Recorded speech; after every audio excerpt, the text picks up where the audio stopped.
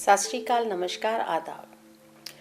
अज आपां पढ़ांगे स्कॉर्पियो राशि यानी वृश्चिक राशि, जिन्हां दा बर्थ अक्टूबर 23 तो नवंबर 21 तक होया।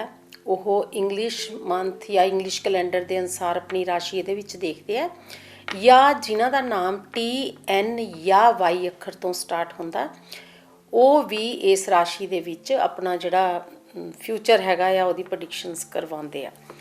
ਇਸ ਤੋਂ ਇਲਾਵਾ ਅਸਲ ਦੇ ਵਿੱਚ ਜਿਸ ਵੇਲੇ ਕੋਈ ਵੀ ਬੰਦਾ ਬੌਰਨ ਹੁੰਦਾ ਹੈ ਤੇ ਚੰਦਰਮਾ ਜੇਕਰ 8 ਦਾ ਅੰਕ ਜਿਸ ਨੂੰ ਕਿ ਆਪਾਂ ਬ੍ਰਿਸ਼ਚਿਕ ਲਗਨ ਕਹਿੰਦੇ ਆ, ਜੇਕਰ ਚੰਦਰਮਾ ਉੱਥੇ ਹੁੰਦਾ ਤਾਂ ਉਹ ਬ੍ਰਿਸ਼ਚਿਕ ਰਾਸ਼ੀ ਜਾਂ ਸਕੋਰਪੀਓ ਰਾਸ਼ੀ ਦੇ ਅੰਡਰ ਆਉਂਦੇ ਆ।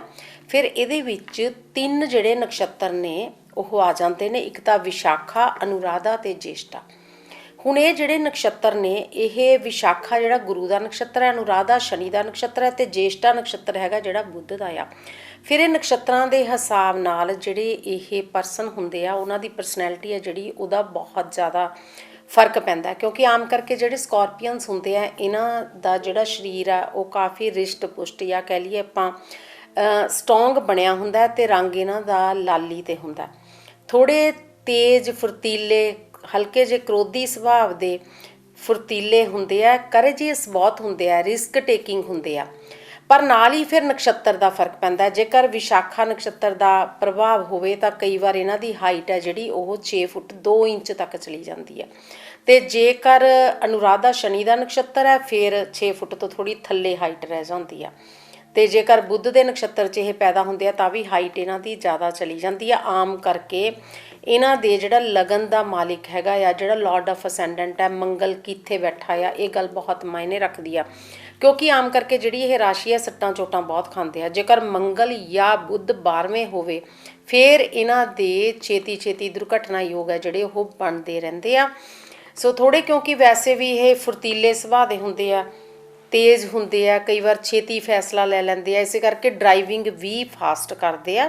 ਸੋ ਇਹਨਾਂ ਸਾਰਿਆਂ ਨੇ ਜਿੰਨੇ ਸਕੋਰਪੀਅਨਸ ਆ, ਮੇਰੀ ਇਹ ਰਾਏ ਪਹਿਲਾਂ ਹੀ ਕੁੰਡਲੀ ਪੜ੍ਹਨ ਤੋਂ ਇਹ ਹੈ ਕਿ ਥੋੜ੍ਹੀ ਡਰਾਈਵਿੰਗ ਜਿਹੜੀ ਆ ਉਹ ਧਿਆਨ ਨਾਲ ਕਰਿਆ ਕਰੋ।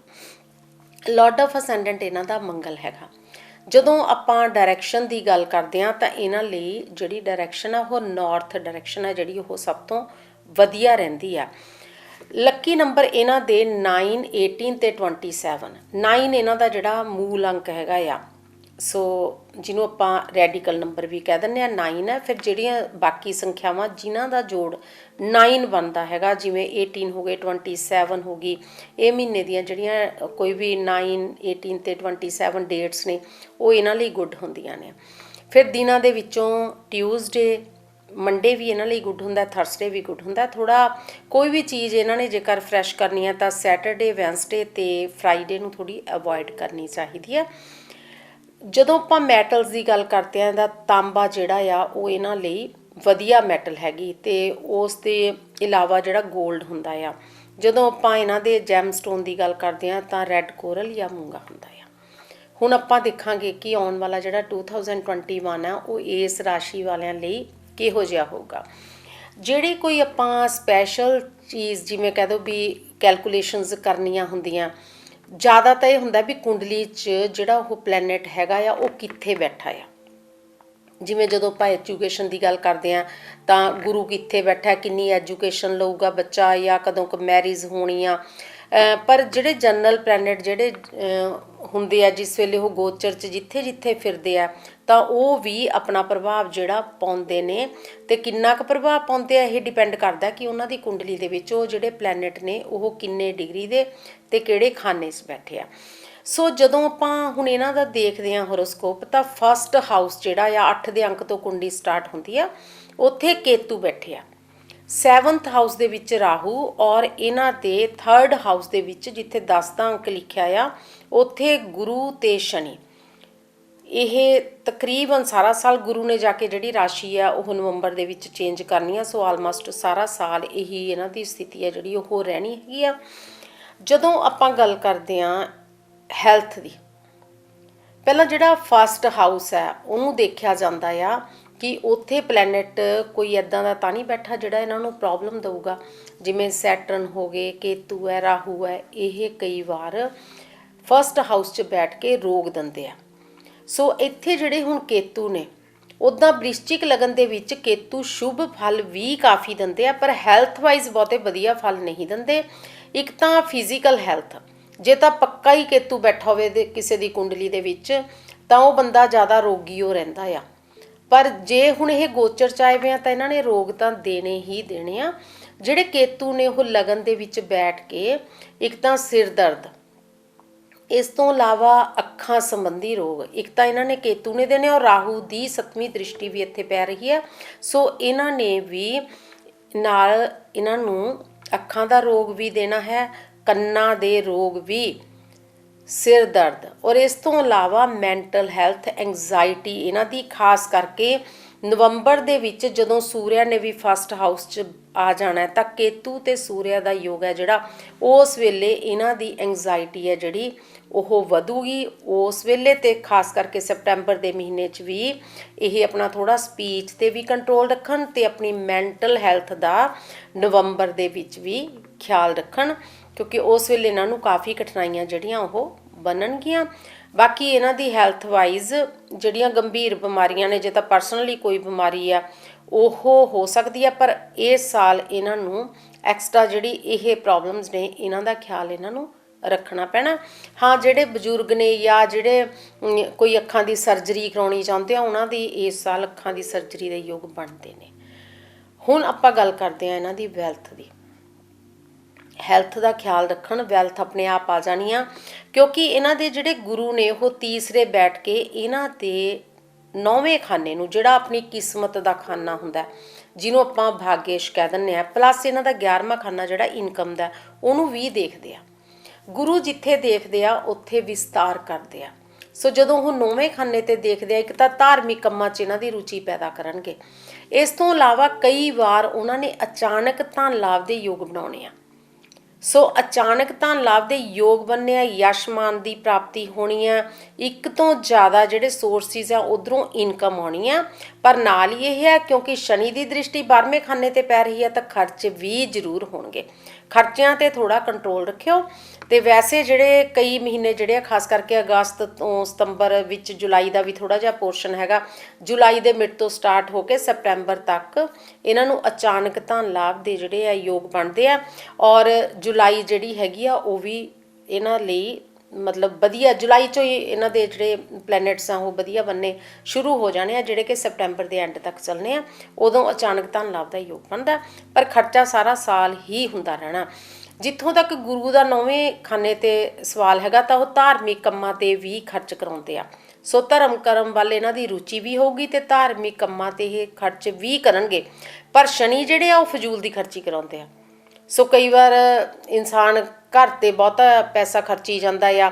ਹੁਣ ਜਿਵੇਂ ਸ਼ਨੀ ਜਿਹੜੇ ਨੇ ਇਹ ਇੱਥੇ ਚੱਲ ਰਹੇ ਨੇ 2020 ਤੋਂ ਹੀ ਚੱਲ ਰਹੇ ਆ।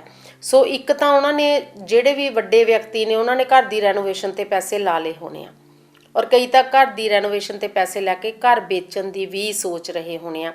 ਅਦਰਵਾਈਜ਼ ਕਈਆਂ ਨੇ ਆਪਣੇ ਕੋਈ ਵੀ ਜਿਹੜੀ ਗੱਡੀ ਹੈ, ਕਾਰ ਹੈ, ਉਹ ਵੇਚ ਕੇ ਜਾਂ ਉਹਨੂੰ ਹੋਰ ਵਧੀਆ ਬਣਾਉਣ ਲਈ ਉਹਦੇ 'ਤੇ ਪੈਸੇ ਲਾਈ ਜਾਣੇ ਆ। ਸੋ ਘਰ 'ਤੇ ਗੱਡੀ 'ਤੇ ਪੈਸੇ ਇਹ ਜ਼ਰੂਰ ਲਾਉਣਗੇ, ਔਰ ਉਹ ਬਿਨਾਂ ਲੋੜ ਤੋਂ ਲਾਉਣਗੇ। ਸ਼ਨੀ ਕਰਵਾ ਦਿੰਦੇ ਆ ਜਾਂ ਕੰਮ ਇਹੋ ਜਿਹੇ ਪੈਸੇ ਲਵਾ ਦਿੰਦੇ ਆ ਸੈਟਰ। ਸੋ ਪਰ ਗੁਰੂ ਨੇ ਪੈਸੇ ਦਿੰਦੇ ਰਹਿਣਾ ਆ। ਵਿੱਚ ਕੁਛ ਮਹੀਨੇ ਹੈਗੇ, ਜਿਵੇਂ ਅਕਤੂਬਰ ਦਾ ਮਹੀਨਾ, ਉਦੋਂ ਥੋੜ੍ਹੀਆਂ ਜਿਹੀਆਂ ਪ੍ਰੋਬਲਮਸ ਜਿਹੜੀਆਂ ਨੇ ਉਹ ਵਧਣਗੀਆਂ ਖਰਚੇ ਸੰਬੰਧੀ, ਉਦੋਂ ਥੋੜ੍ਹਾ ਜਿਹਾ ਆਪਣਾ ਖਿਆਲ ਰੱਖਿਓ। ਸੋ ਇਹ ਹੈਗੀ ਧਨ ਦੀ ਸਥਿਤੀ, ਕੋਈ ਸੀਰੀਅਸ ਗੱਲ ਨਹੀਂ ਹੈਗੀ, ਸਿਰਫ ਖਰਚੇ 'ਤੇ ਕੰਟਰੋਲ ਰੱਖਣਾ। ਉਸ ਤੋਂ ਬਾਅਦ ਐਜੂਕੇਸ਼ਨ ਦੀ। ਹੁਣ ਜਿਹੜਾ ਐਜੂਕੇਸ਼ਨ ਦਾ ਖਾਨਾ ਹੈਗਾ ਉਹ ਆਪਣਾ ਹੁੰਦਾ 5th ਹਾਊਸ। 5th ਹਾਊਸ ਵਿੱਚ ਕੋਈ ਵੀ ਅਜਿਹਾ ਗ੍ਰਹਿ ਨਹੀਂ ਬੈਠਾ ਜਿਹੜਾ ਪ੍ਰੋਬਲਮ ਕ੍ਰੀਏਟ ਕਰੇ ਐਜੂਕੇਸ਼ਨ 'ਚ, ਪਰ ਨਾਲ ਹੀ ਸ਼ਨੀ ਦੀ ਤੀਸਰੀ ਦ੍ਰਿਸ਼ਟੀ ਪੈ ਰਹੀ ਆ। ਹੁਣ ਇਹ ਕਈਆਂ ਲਈ ਚੰਗੀ ਆ, ਕਈਆਂ ਲਈ ਨਹੀਂ ਚੰਗੀ।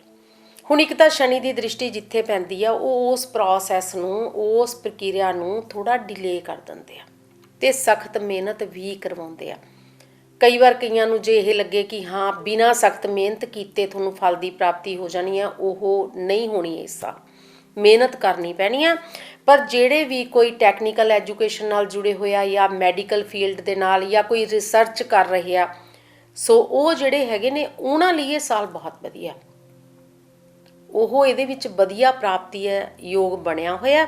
ਪਰ ਜਿਹੜੇ ਬਾਕੀ ਸਟੂਡੈਂਟਸ ਨੇ ਉਹਨਾਂ ਸਾਰਿਆਂ ਨੂੰ ਹੀ ਸਖਤ ਮਿਹਨਤ ਕਰਨੀ ਪੈਣੀ ਆ। ਅਤੇ ਜਿਹੜੀ ਹਾਇਰ ਐਜੂਕੇਸ਼ਨ ਲਈ ਜਿਹੜੇ ਟਰਾਈ ਕਰ ਰਹੇ ਆ ਉਹਨਾਂ ਨੂੰ ਬਾਰ-ਬਾਰ ਉਹਨਾਂ ਦੀ ਜਿਹੜੀ ਐਜੂਕੇਸ਼ਨ ਆ ਉਹਦੇ ਵਿੱਚ ਜਿਹੜੀ ਐਡਮਿਸ਼ਨ ਹੈ ਹਾਇਰ ਕੋਰਸਿਸ ਦੇ ਵਿੱਚ ਉਹ ਡਿਲੇ ਹੁੰਦੀਆਂ ਚਲੀਆਂ ਜਾਣੀਆਂ ਨੇ।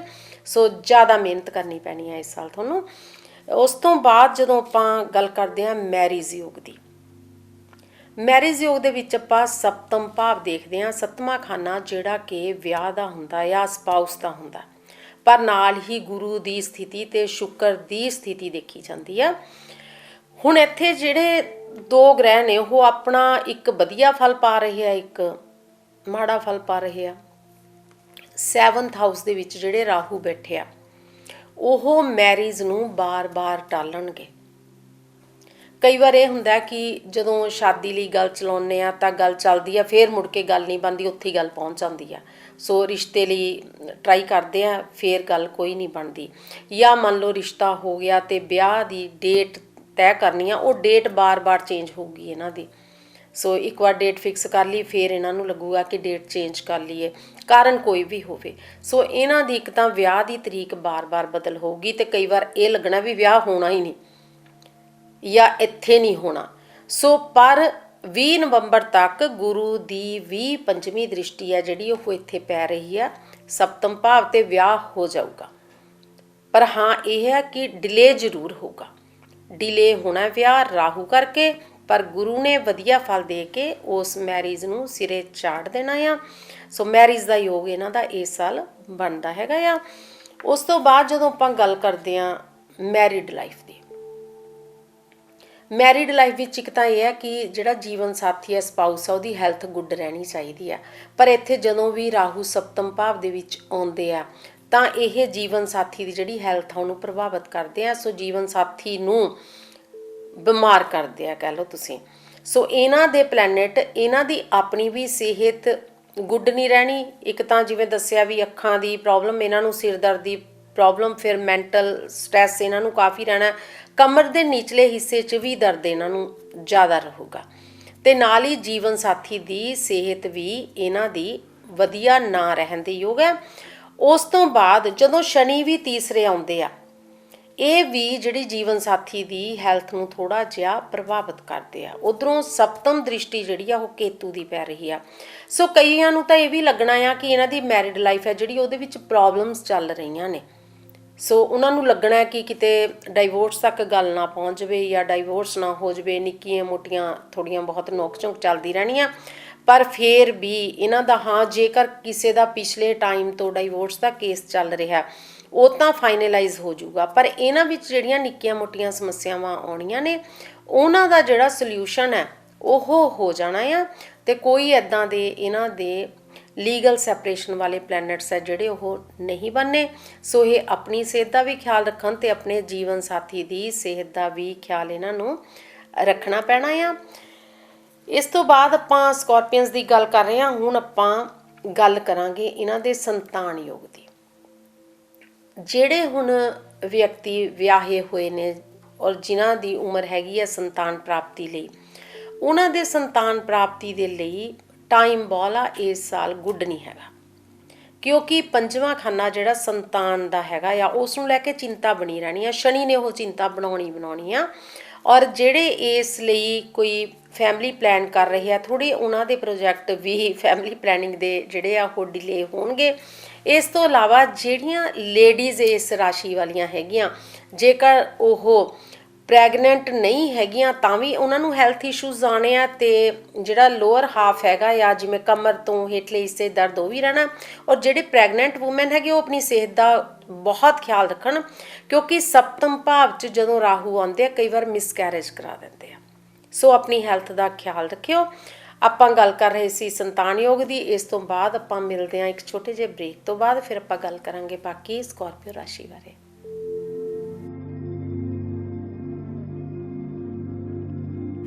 ਆਪਾਂ ਗੱਲ ਕਰ ਰਹੇ ਹਾਂ ਅੱਜ ਸਕੋਰਪੀਅਨਸ ਦੀ। ਸੋ ਹੁਣ ਇਹਨਾਂ ਦਾ ਆਪਾਂ ਦੇਖਦੇ ਹਾਂ ਜਿਹੜੇ ਬਿਜ਼ਨਸ ਪਰਸਨਸ ਨੇ ਉਹਨਾਂ ਲਈ ਇਹ ਸਾਲ ਕਿੱਦਾਂ ਦਾ ਹੈਗਾ ਆ। ਭਾਵੇਂ ਇਸ ਵਿੱਚ ਆਪਾਂ ਗੱਲ ਕੀਤੀ ਸੀ ਪੈਸੇ ਬਾਰੇ ਕਿ ਪੈਸਾ ਅਚਾਨਕ ਤਾਂ ਲਾਭ ਦੇ ਯੋਗ ਹੈਗੇ ਆ, ਗੁਰੂ ਨੇ ਪੈਸਾ ਦੇਣਾ ਆਏਗਾ ਵੀ। ਪਰ ਫਿਰ ਵੀ ਰਾਹੂ ਕਈ ਵਾਰ ਅਚਾਨਕ ਧਨ ਹਾਨੀ ਵੀ ਕਰਵਾ ਦਿੰਦੇ ਆ ਸਪਤਮ ਭਾਵ 'ਚ ਬੈਠ ਕੇ। ਸੋ ਇੱਥੇ ਜਿਹੜਾ ਕੋਈ ਵੀ ਵੱਡਾ ਪ੍ਰੋਜੈਕਟ ਹੈਗਾ ਆ, ਵੈਸੇ ਇਸ ਸਾਲ ਜਿਹੜਾ ਅਪ੍ਰੈਲ ਦਾ ਮਹੀਨਾ ਉਹ ਨਵੇਂ ਪ੍ਰੋਜੈਕਟ ਜਿਹੜੇ ਆ, ਨਵੀਆਂ ਪਲੈਨਸ ਜਾਂ ਕੋਈ ਵੀ ਤੁਸੀਂ ਆਪਣੀ ਕੋਈ ਚੇਂਜ ਲਿਆਉਣੀ ਹੈਗੀ ਆ ਬਿਜ਼ਨਸ ਦੇ ਵਿੱਚ, ਨਵੀਆਂ ਜਿਹੜੀਆਂ ਕੋਈ ਮਸ਼ੀਨਰੀ ਖਰੀਦਣੀ ਆ ਜਾਂ ਕੁਛ ਹੋਰ ਜੋ ਵੀ ਐਡ ਕਰਨਾ ਆ, ਉਹਦੇ ਲਈ ਕਾਫੀ ਅੱਛਾ ਹੈਗਾ ਅਪ੍ਰੈਲ ਦਾ ਮਹੀਨਾ। ਪਰ ਨਾਲ ਹੀ ਧਨ ਹਾਨੀ ਦਾ ਜਿਹੜਾ ਯੋਗ ਹੈ ਉਹ ਵੀ ਬਣਿਆ ਹੋਇਆ।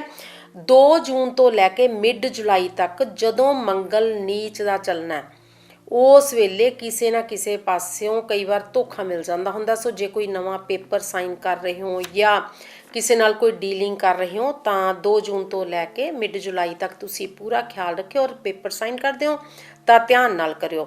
ਅਦਰਵਾਈਜ਼ ਅਪ੍ਰੈਲ ਦਾ ਮਹੀਨਾ ਵੀ ਬਹੁਤ ਗੁੱਡ ਹੈ। ਫਿਰ ਜੁਲਾਈ ਤੋਂ ਸਤੰਬਰ ਤੱਕ ਦਾ ਮਹੀਨਾ ਵੀ ਵਧੀਆ ਹੈਗਾ। ਨਵੇਂ ਜਿਹੜੇ ਕੰਟੈਕਟਸ ਤੁਸੀਂ ਕਿਸੇ ਨਾਲ ਬਣਾਓਗੇ ਜਾਂ ਨਵੇਂ ਜਿਹੜੇ ਕੰਟਰੈਕਟ ਮਿਲਣਗੇ ਇਸ ਟਾਈਮ ਦੇ ਵਿੱਚ, ਅਪ੍ਰੈਲ ਵਿੱਚ ਤੇ ਜੁਲਾਈ ਤੋਂ ਸਤੰਬਰ ਤੱਕ।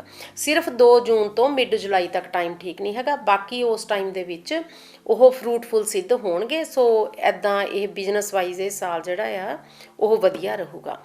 ਜਿਹੜੇ ਜੌਬਸ ਕਰਦੇ ਆ, ਪ੍ਰਮੋਸ਼ਨ ਵੇਟ ਕਰ ਰਹੇ ਆ, ਪ੍ਰਮੋਸ਼ਨ ਉਹਨਾਂ ਨੂੰ ਥੋੜ੍ਹੀ ਇਸ ਸਾਲ ਲੇਟ ਮਿਲੂਗੀ। ਸੋ ਪ੍ਰਮੋਸ਼ਨ ਦਾ ਯੋਗ ਨਹੀਂ ਬਣ ਰਿਹਾ ਔਰ ਸਖਤ ਮਿਹਨਤ ਵੀ ਕਰਨੀ ਪੈਣੀ ਆ ਉਹਨਾਂ ਨੂੰ।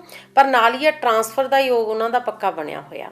ਸੋ ਟਰਾਂਸਫਰ ਲਈ ਜਿਹੜੇ ਮਹੀਨੇ ਨੇ, ਇੱਕ ਤਾਂ ਅਪ੍ਰੈਲ ਤੇ ਜੂਨ ਠੀਕ ਹੈਗਾ, ਅਪ੍ਰੈਲ ਤੋਂ ਜੂਨ ਤੱਕ ਦਾ ਟਾਈਮ, ਅਪ੍ਰੈਲ ਮਈ ਜੂਨ, ਇਹਦੇ ਵਿੱਚ ਟਰਾਂਸਫਰ ਦਾ ਯੋਗ ਹੈ ਜਿਹੜਾ ਬਣਿਆ ਹੋਇਆ। ਪਰ ਇਹ ਜਿਹੜੀ ਟਰਾਂਸਫਰ ਹੈ ਉਨੀ ਵਧੀਆ ਤੁਹਾਨੂੰ ਜਿਵੇਂ ਕਹਿ ਦੋ ਮਨ ਦੀ ਖੁਸ਼ੀ ਨਹੀਂ ਦਊਗੀ। ਸੋ ਅਕਤੂਬਰ ਤੱਕ ਜੇਕਰ ਤੁਸੀਂ ਰੁਕ ਜਾਂਦੇ ਹੋ ਤਾਂ ਅਕਤੂਬਰ ਦੇ ਵਿੱਚ ਜੇਕਰ ਤੁਸੀਂ ਟਰਾਂਸਫਰ ਲੈਂਦੇ ਹੋ ਤਾਂ ਉਹ ਵਧੀਆ ਰਹੂਗੀ, ਫਰੂਟਫੁਲ ਵੀ ਰਹੂਗੀ ਅਤੇ ਘਰ ਦੇ ਨੇੜੇ ਜਿਹੜੇ ਟਰਾਂਸਫਰ ਦੇ ਯੋਗ ਬਣਦੇ ਆ। ਅਤੇ ਫਿਰ ਇੱਕ ਨਵੰਬਰ ਦੇ ਵਿੱਚ ਟਾਈਮ ਆਉਣਾ ਹੈਗਾ ਆ, ਨਵੰਬਰ ਦੇ ਵਿੱਚ ਵੀ ਟਰਾਂਸਫਰ ਜਿਹੜੀ ਆ ਇੱਕ ਵਾਰ ਫੇਰ ਬਣਨੀ ਹੈ। ਸੋ ਉਹ ਵੀ ਵਧੀਆ ਰਹੂਗੀ।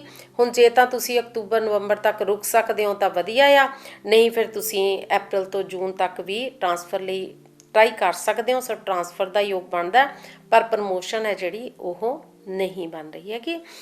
ਉਸ ਤੋਂ ਬਾਅਦ ਆਪਾਂ ਗੱਲ ਕਰਦੇ ਹਾਂ ਕੋਰਟ ਕੇਸ ਦੀ। ਸ਼ਨੀ ਜਦੋਂ ਵੀ 6ਵੇਂ ਖਾਨੇ ਆਉਣ ਜਾਂ 6ਵੇਂ ਖਾਨੇ ਨੂੰ ਦੇਖਣ ਜਾਂ 6ਵੇਂ ਖਾਨੇ ਤੇ ਕੋਈ ਨਾ ਕੋਈ ਉਹਨਾਂ ਦਾ ਪ੍ਰਭਾਵ ਹੋਵੇ ਜਾਂ 12ਵੇਂ ਖਾਨੇ ਤੇ ਕੋਈ ਪ੍ਰਭਾਵ ਹੋਵੇ ਤਾਂ ਉਹ ਕੋਰਟ ਕੇਸ ਲਈ ਗੁੱਡ ਹੁੰਦੇ ਆ। ਸੋ ਜੇਕਰ ਕੋਰਟ ਕੇਸ ਕਿਸੇ ਬਾਹਰਲੇ ਨਾਲ ਚੱਲਦਾ ਉਹ ਥੋੜ੍ਹਾ ਗੁੱਡ ਤਾਂ ਹੈਗਾ, ਪਰ ਜੇ ਆਪਾਂ ਕਹੀਏ ਕਿ ਸਾਰਾ ਤੁਹਾਡੇ ਹੱਕ 'ਚ ਜਾਊਗਾ, ਨਹੀਂ। ਖਾਸ ਕਰਕੇ ਇਸ ਸਾਲ ਜਿਹੜੀ ਤੁਹਾਡੀ ਐਂਸੈਸਟਰਲ ਪ੍ਰੋਪਰਟੀ ਮਿਲਣ ਦੇ ਯੋਗ ਬਣਦੇ ਆ, ਇੱਕ ਤਾਂ ਫਰਵਰੀ ਦੇ ਵਿੱਚ ਬਣਦੇ ਆ, ਫਿਰ ਜੁਲਾਈ ਤੋਂ ਸਤੰਬਰ ਤੱਕ ਬਣਦੇ ਆ। ਫਰਵਰੀ ਦੇ ਵਿੱਚ ਤੁਸੀਂ ਐਂਸੈਸਟਰਲ ਪ੍ਰੋਪਰਟੀ ਵੀ ਮਿਲ ਸਕਦੀ ਆ, ਜੇ ਉਦੋਂ ਰਹਿ ਗਈ ਫਿਰ ਜੁਲਾਈ ਤੋਂ ਸਤੰਬਰ ਤੱਕ ਮਿਲ ਜੂਗੀ। ਅਤੇ ਇਸ ਟਾਈਮ ਦੇ ਦੌਰਾਨ ਤੁਹਾਨੂੰ ਕੋਈ ਵੀ ਜਿਵੇਂ ਲੈਂਡ ਲੈਣੀ ਆ ਜਾਂ ਕੋਈ ਹੋਰ ਕਾਰਾਂ ਗੱਡੀਆਂ ਲੈਣੀਆਂ, ਉਹਦੇ ਲਈ ਟਾਈਮ ਗੁੱਡ ਹੈਗਾ।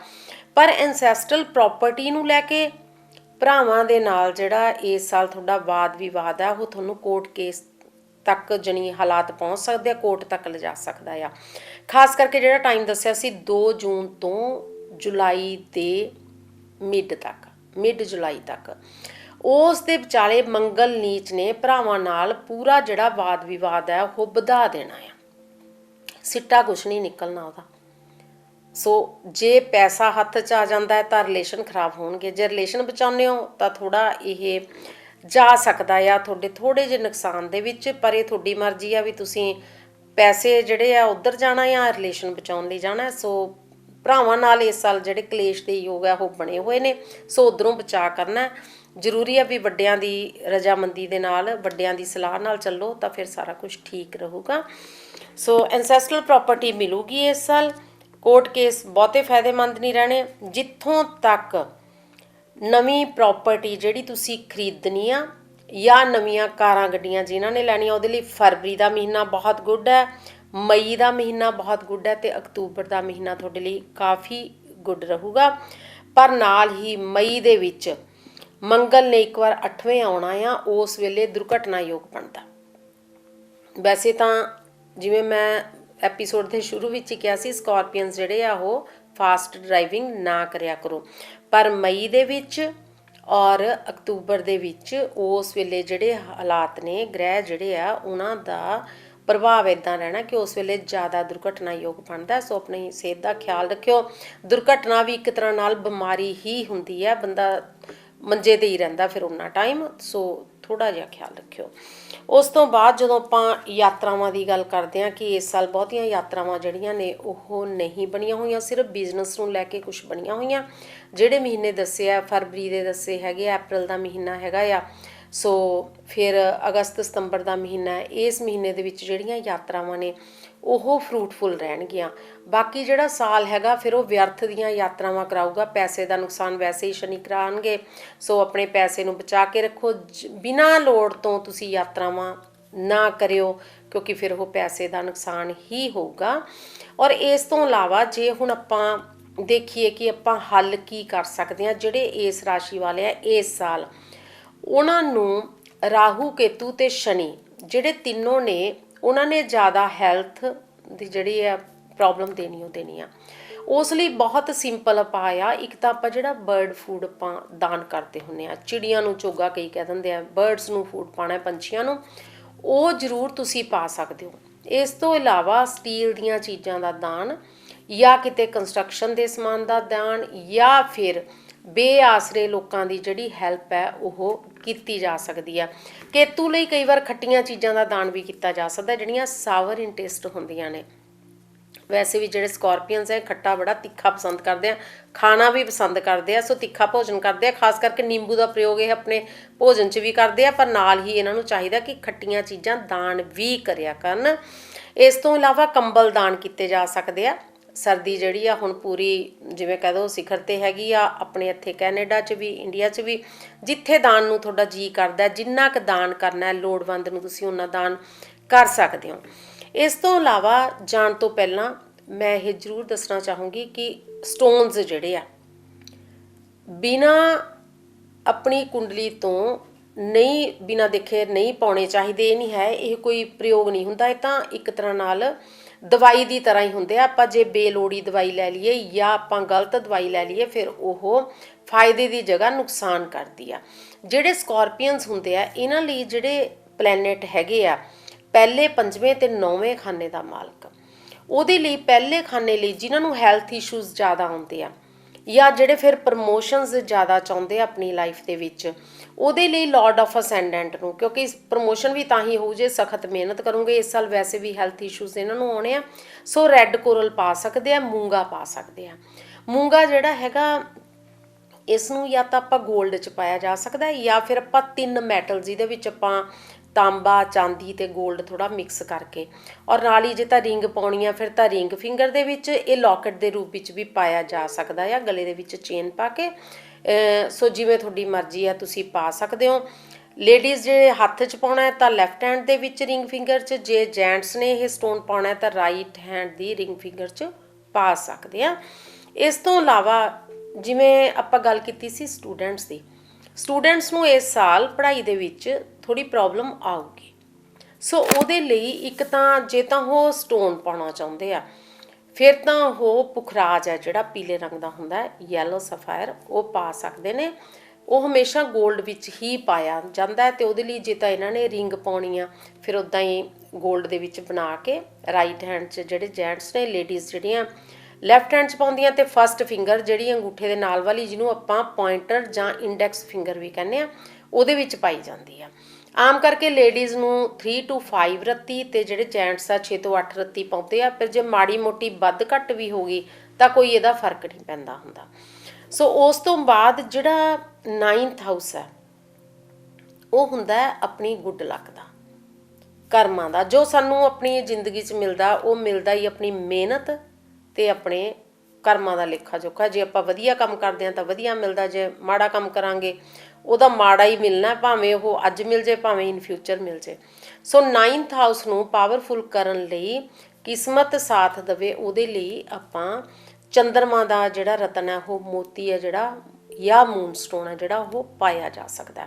ਮੋਤੀ ਜਿਹੜੇ ਕਾਫੀ ਕਲਰਸ ਦੇ ਵਿੱਚ ਆ ਜਾਂਦੇ ਨੇ, ਜਿਹੜੇ ਓਰੀਜਨਲ ਮੋਤੀ ਨੇ, ਉਹਦੇ ਵਿੱਚ ਜੇਕਰ ਇਹ ਆਪਣਾ ਖਰਚਾ ਬਚਾਉਣਾ ਚਾਹੁੰਦੇ ਨੇ, ਜਾਂ ਕਈ ਵਾਰ ਹੁੰਦਾ 2 ਚੀਜ਼ਾਂ ਆਪਾਂ ਨਹੀਂ ਪਾਉਣੀਆਂ ਚਾਹੁੰਦੇ, ਫਿਰ ਪੀਲੇ ਕਲਰ ਦਾ ਮੋਤੀ ਜਿਹੜਾ ਆ ਉਹ ਵੀ ਇਹਨਾਂ ਨੂੰ ਫਲ ਦਊਗਾ। ਫਿਰ ਉਹਨੇ 2 ਜਿਹੜੇ ਕੰਮ ਇਕੱਠੇ ਕਰਦੇ ਨੇ, ਐਜੂਕੇਸ਼ਨ 'ਚ ਵੀ ਹੈਲਪ ਕਰਨਗੇ ਔਰ ਨਾਲ ਹੀ ਕਿਉਂਕਿ ਗੁਰੂ ਇਹਨਾਂ ਦੇ ਸੈਕਿੰਡ ਹਾਊਸ ਦਾ ਮਾਲਕ ਵੀ ਹੈ ਜਿਹੜਾ ਕਿ ਫੈਮਿਲੀ ਤੇ ਫਾਈਨਾਂਸ ਦਾ ਹੁੰਦਾ, ਸੋ ਉਹ ਸੇਵਿੰਗ 'ਚ ਵੀ ਕੰਮ ਕਰੂਗਾ ਤੇ ਨਾਲ ਇਹਨਾਂ ਦੀ ਜਿਹੜੇ ਪੜ੍ਹਨ ਵਾਲੇ ਨੇ ਵਿਦਿਆਰਥੀਆਂ ਲਈ ਵੀ ਕੰਮ ਕਰੂਗਾ, ਇਨਕਮ ਵੀ ਵਧਾਊਗਾ ਕਿਉਂਕਿ ਜਿਹੜਾ ਪੰਜਵਾਂ ਖਾਨਾ ਜਿਹੜੇ ਕੰਮ ਕਰਦੇ ਨੇ ਉਹਨਾਂ ਦੀ ਇਨਕਮ 11ਵਾਂ ਖਾਨਾ ਦੇਖਿਆ ਜਾਂਦਾ, ਪੰਜਵਾਂ ਖਾਨੇ ਤੋਂ 7ਵਾਂ ਖਾਨਾ 11ਵਾਂ ਪੈ ਜਾਂਦਾ, ਸੋ ਇਸ ਕਰਕੇ ਉਹ 11ਵੇਂ ਖਾਨੇ ਨੂੰ ਵੀ ਵਧੀਆ ਫਲ ਦਊਗਾ, ਇਨਕਮ ਵਧਾਊਗਾ, ਸੇਵਿੰਗ ਵਧਾਊਗਾ। ਜਿਹੜੇ ਪੜ੍ਹਨ ਵਾਲੇ ਆ ਉਹਨਾਂ ਦੀ ਐਜੂਕੇਸ਼ਨ ਵਧੀਆ ਹੋਊਗੀ। ਔਰ ਜੇ ਆਪਾਂ ਪੀਲਾ ਮੋਤੀ ਪਾਉਂਦੇ ਆ ਇਹਦੇ ਨਾਲ ਮੋਤੀ ਦਾ ਕੰਮ ਵੀ ਹੋ ਜਾਂਦਾ, ਸੋ 9th ਹਾਊਸ ਵਧੀਆ ਹੋ ਜਾਂਦਾ, ਮੂਨ ਜਿਹੜਾ ਹੈ ਆਪਣਾ ਪਲੈਨਟ ਉਹ ਵਧੀਆ ਪਾਵਰਫੁਲ ਹੋ ਜਾਂਦਾ ਔਰ ਪੀਲਾ ਮੋਤੀ ਨਾਲ ਉਹਨੇ ਗੁਰੂ ਦਾ ਵੀ ਕੰਮ ਦੇ ਦੇਣਾ। ਤੁਹਾਡੀ ਮਰਜ਼ੀ ਆ ਸੋ ਪਾਉਣਾ ਜਾਂ ਨਾ ਪਾਉਣਾ, ਪਰ ਨਾਲ ਹੀ ਇਹ ਵੀ ਆ ਕਿ ਜਿਹੜੇ ਸਟੂਡੈਂਟਸ ਨੇ ਜ਼ਰੂਰੀ ਨਹੀਂ ਵੀ ਉਹ ਸਟੋਨ ਪਾਉਣ, ਸੋ ਕਈ ਇੱਦਾਂ ਦੇ ਕ੍ਰਿਸਟਲਸ ਆਉਂਦੇ ਆ ਜਾਂ ਟੰਬਲਸ ਆਉਂਦੇ ਆ, ਜਿਵੇਂ ਸਿਟਰੀਨ ਆ ਜਿਹੜਾ ਉਨਾ ਮਹਿੰਗਾ ਨਹੀਂ ਹੁੰਦਾ ਹੈਗਾ, ਉਹਦੇ ਕ੍ਰਿਸਟਲਸ ਮਿਲ ਜਾਂਦੇ ਆ। ਅੱਜ ਕੱਲ੍ਹ ਬ੍ਰੇਸਲੈਟ ਬਹੁਤ ਮਿਲਦੇ ਆ, ਬੱਚੇ ਪਾਉਂਦੇ ਨੇ ਸਾਰੇ, ਸੋ ਉਹ ਪਾ ਸਕਦੇ ਨੇ। ਨਹੀਂ ਵੀ ਪਾਉਣਾ ਤਾਂ ਸਿਟਰੀਨ ਦਾ ਟਰੀ ਮਿਲ ਜਾਂਦਾ ਆ ਆਪਾਂ ਨੂੰ, ਉਸ ਨੂੰ ਤੁਸੀਂ ਕਿਤੇ ਵੀ ਆਮ ਕਰਕੇ ਸਟੋਰਸ ਦੇ ਵਿੱਚ ਅਵੇਲੇਬਲ ਨੇ, ਉਹ ਰੱਖ ਸਕਦੇ ਹੋ ਤੁਸੀਂ। ਔਰ ਨਾਲ ਹੀ ਕਿਉਂਕਿ ਜਿਹੜਾ ਇਹਨਾਂ ਦੇ ਐਜੂਕੇਸ਼ਨ ਦਾ ਪਲੈਨਟ ਹੈ ਉਹਦਾ ਮਾਲਕ ਗੁਰੂ ਹੈ, ਸੋ ਗੁਰੂ ਦਾ ਸਥਾਨ ਜਿਹੜਾ ਹੁੰਦਾ ਨਾਰਥ ਈਸਟ 'ਚ ਹੁੰਦਾ। ਜਿਹੜੇ ਸਟੂਡੈਂਟਸ ਨੇ ਉਹ ਆਪਣੇ ਕਮਰੇ ਦਾ ਜਿਹੜਾ ਵਾਸਤੂ ਵਧੀਆ ਰੱਖਣ ਤੇ ਨਾਰਥ ਈਸਟ ਕਾਰਨਰ ਜਿਹੜਾ ਉਹਨਾਂ ਦੇ ਰੂਮ ਦਾ ਜਿੱਥੇ ਉਹ ਜ਼ਿਆਦਾ ਬੈਠ ਕੇ ਪੜ੍ਹਦੇ ਨੇ ਉੱਥੇ ਆਪਣੇ ਧਰਮ ਨਾਲ ਸੰਬੰਧਿਤ ਕੋਈ ਵੀ ਪਿਕਚਰ ਹੈ ਜਿਹੜੀ ਉਹ ਜ਼ਰੂਰ ਲਾਉਣ। ਸੋ ਧਾਰਮਿਕ ਪਿਕਚਰ, ਧਰਮ ਨੂੰ ਸਥਾਨ ਜਿਵੇਂ ਕਹਿ ਦੋ ਵੀ ਆਪਣੇ ਆਲੇ ਦੁਆਲੇ ਉੱਦਾਂ ਦਾ ਇੱਕ ਵਾਤਾਵਰਨ ਜਿਹੜਾ ਆ ਉਹ ਕ੍ਰੀਏਟ ਕਰਨਾ। ਔਰ ਨਾਰਥ ਈਸਟ ਕਾਰਨਰ ਦੇ ਵਿੱਚ ਕੋਈ ਵੀ ਯੈਲੋ ਕਲਰ ਦੀ ਜਿਵੇਂ ਆਪਾਂ ਫਲਾਵਰਸ ਰੱਖ ਸਕਦੇ ਹਾਂ, ਕੋਈ ਵਾਸ ਦੇ ਵਿੱਚ ਆਪਾਂ ਕੁਛ ਵੀ ਪਾ ਕੇ ਰੱਖ ਸਕਦੇ ਹਾਂ, ਜਾਂ ਫਿਰ ਆਪਾਂ ਜਿਹੜਾ ਸਟੱਡੀ ਟੇਬਲ ਹੈ ਉਸ ਨੂੰ ਵੀ ਯੂਜ਼ ਕਰ ਸਕਦੇ ਹਾਂ।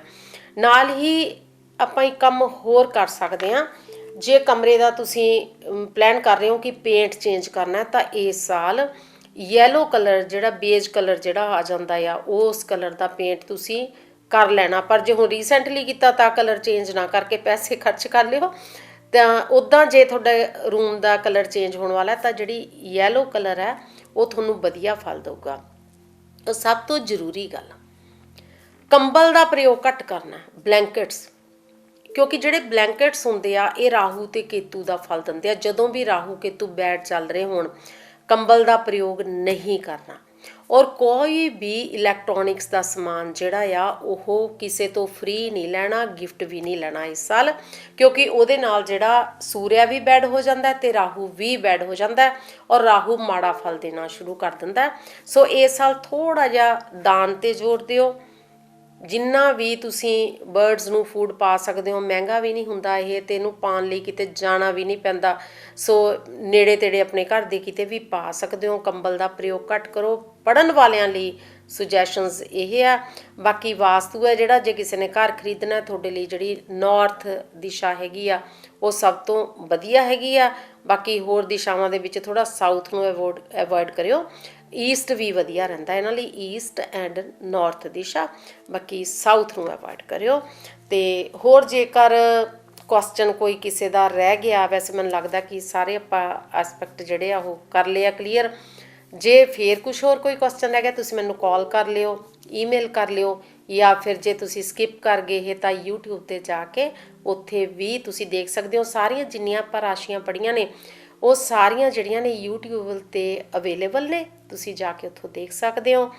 ਤੇ ਇਸੇ ਦੇ ਨਾਲ ਤੁਹਾਤੋਂ ਆਗਿਆ ਚਾਹੁੰਦੀ ਹਾਂ। ਹੁਣ ਆਪਾਂ ਲਵਾਂਗੇ ਪੂਰੇ 1 ਹਫ਼ਤੇ ਦਾ ਬ੍ਰੇਕ ਤੇ ਮਿਲਾਂਗੇ ਅਗਲੇ ਹਫ਼ਤੇ ਅਗਲੀ ਰਾਸ਼ੀ ਦੇ ਨਾਲ। ਧੰਨਵਾਦ, ਸਤਿ ਸ਼੍ਰੀ ਅਕਾਲ। सपने वो नहीं जो आप बंद आंखों से देखते हैं, सपने वो जो आपको सोने नहीं देते। क्या आपके भी कुछ ऐसे ही सपने हैं? आसमान को छू लेने के सपने, भविष्य में कुछ कर दिखाने के सपने, अपना और परिवार का नाम रोशन करने के सपने। आपके family astrologer and vastu consultant Sharda ji, right guidance and right time will lead you to success.